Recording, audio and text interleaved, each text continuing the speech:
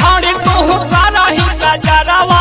अरे तो तोर कहे करे जब फटा हो करही गजरवा के कराला आगे छौड़ी करही गजरवा। अच्छा। हवा के लइका छौड़ी हाउ गेला भरवा एकरा से बोल छौड़ी करही गे प्यारवा। हवा के लइका तोरा हाउ गेला भरवा।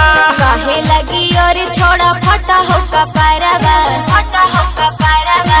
काहे लगी और छोड़ा फटा हो कपारवा। पालीगंज के लइकन हमर हई रे यारवा ओकर से और छोड़ा करही हम प्यारवा। पालीगंज के लइकन हमर हई रे लभरवा। हवा के लइका तोरा हाउ गेला भरवा। म्यूजिक बाय मनोज माही। हवा के लइका तोरा हाउ गेला भरवा। चलही तू ऐसे के घंगरा उठा के छोड़ देलू कतना के पागल बना के पागल बना के। चल ले तू ऐसे के घंगरा उठा के डॉक्टर। छोड़ देलू कतना के पागल बना के।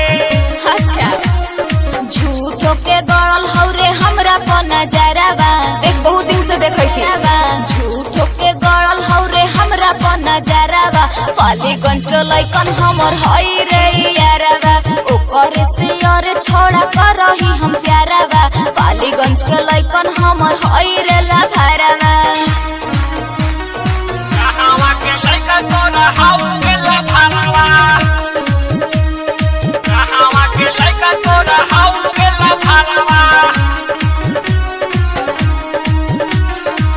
यादव नंदी के घेरा में फंसा के छोड़ देली ओकरा के मन जहुआ के।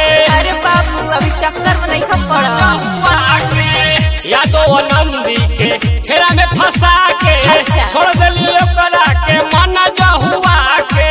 पगला गली तीरे लाग हो कि ठीक नहीं हो तोर ने चारावा। देख सुधर जो चारावा लाग हो कि ठीक नहीं हो तोर ने चारावा। पालीगंज के लइकन हमर हई रे लभरवा ओकर से और छोड़ा करही हम प्यारवा। पालीगंज के लइकन हमर हई रे लभरवा। काहे लागी और छोड़ा फटा हो कपारवा। पालीगंज के लइकन हमर हई रे यारवा ओकर से और छोड़ा करही हम प्यारवा। पालीगंज के लइकन अरे हई रे मोर यारवा।